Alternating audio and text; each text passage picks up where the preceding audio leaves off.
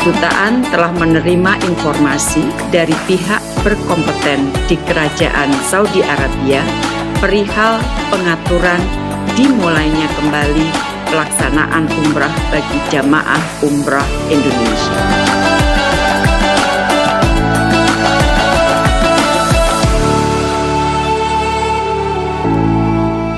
Telah menerima informasi dari pihak berkompeten di Kerajaan Saudi Arabia perihal pengaturan dimulainya kembali pelaksanaan umrah bagi jamaah umrah Indonesia.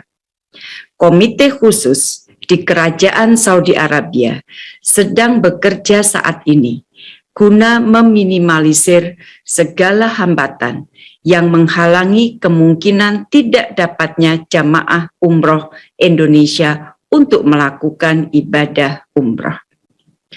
Teman-teman, di dalam nota diplomatik tersebut juga disebutkan bahwa kedua pihak dalam tahap akhir pembahasan mengenai pertukaran link teknis dengan Indonesia yang menjelaskan informasi para pengunjung berkaitan dengan vaksin dan akan memfasilitasi proses masuknya jamaah.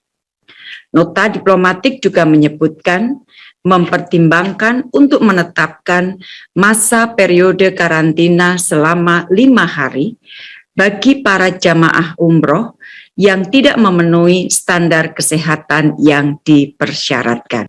Kabar baik terdengar ketika jelang akhir pekan lalu, Menteri Luar Negeri Ibu Retno Marsudi mengumumkan bahwa sepertinya memang Arab Saudi sudah mulai akan membuka pintu bagi para jemaah umroh asal tanah air.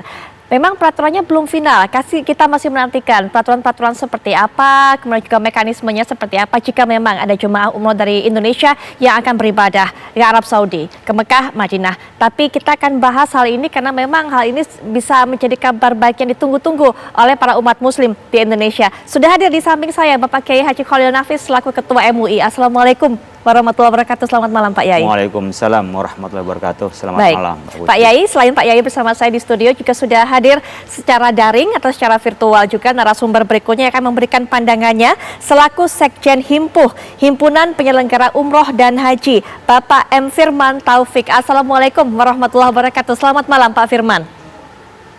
Waalaikumsalam warahmatullahi wabarakatuh Pak Yai.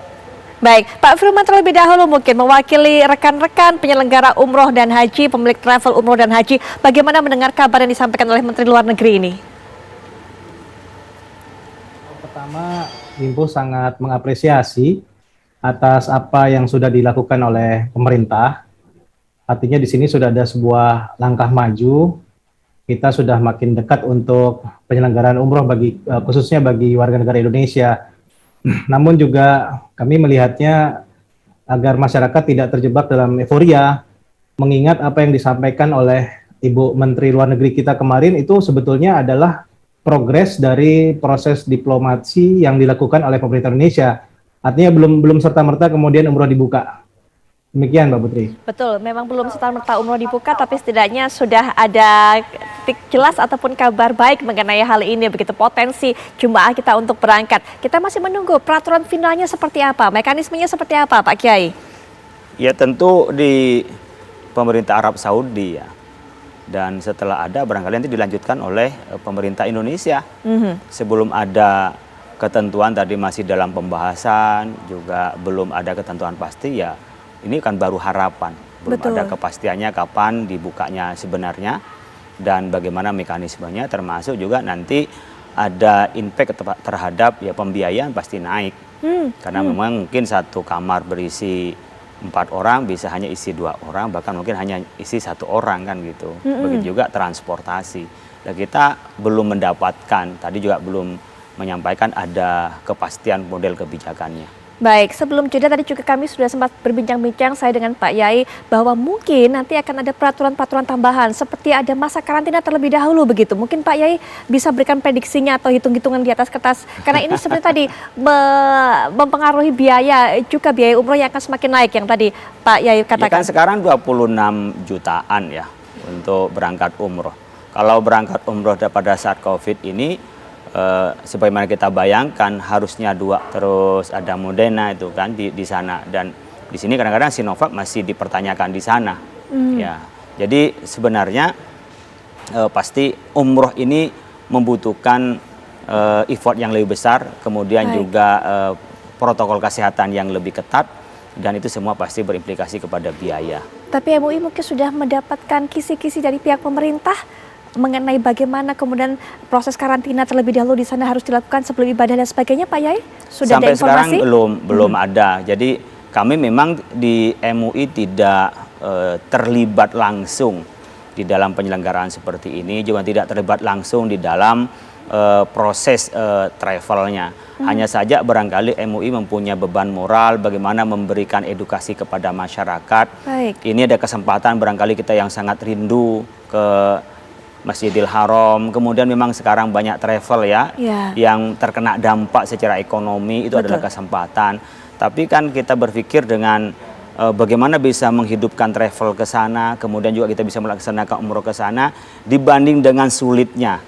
Dan sekiranya biaya umroh itu yang sekian besar, mana kalau sisi ibadahnya yang lebih bermanfaat, kita berangkat umroh ibadah individu itu dengan uang yang dipakai ke sana adalah untuk membantu keluarga kita, saudara kita, tetangga kita yang memang terkena dampak pandemi ini. Jadi ada perhitungan-perhitungan plus minusnya. Kalau kita berpikir berkenaan dengan bisnis travel, tentu kita ingin mendorong agar muktamirin calon umroh bisa berangkat ke sana. Tapi ketika berpikir bagaimana uang bisa dimaksimalkan di tanah air, membantu keluarga kita, membantu tetangga kita, tentu berpikir kalau tidak karena nazar, ya kita punya hajat yang sudah diperjanjikan dalam diri kita berupa nazar, ya barangkali bisa ditunda pelaksanaan umrohnya sampai memang memungkinkan. Apalagi kalau bicara resikonya, berangkat ke sana ternyata dalam perjalanan dia terkena pandemi COVID-19 ini.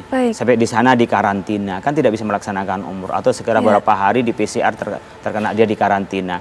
Jadi resikonya sangat besar sekali. Meskipun ini dibuka, perlu ekstra hati-hati dan pertimbangan yang cukup matang ketika kita mau berangkat umroh. Baik, Pak Firman, dengan adanya kabar seperti ini bahwa potensial pintu akan dibuka kembali, Arab akan menerima jemaah dari tanah air lagi, sudah ada belum jemaah-jemaah mungkin yang menghubungi baik travel dari Pak Firman ataupun juga anggota-anggota lainnya, dan juga bagaimana tadi mengenai potensi prediksi di atas kertas mengenai berkali lipatnya jumlah kenaikan biaya umroh. Tapi nanti Pak Firman berikan pandangannya setelah jeda berikut ini, kami segera kembali. Kita kembali lanjutkan perbincangan. Pak Firman, bagaimana kemudian umat para jemaah ini sambutannya? Sudah adakah yang mulai bertanya, menghubungi, dan apakah mereka juga sudah mulai punya bayangan ini jika memang harganya akan naik berkali-kali lipat? Silakan Pak.